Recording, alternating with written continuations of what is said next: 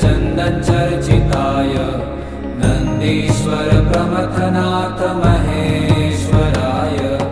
मन्दार पुष्प बहु पुष्प सुपूजिताय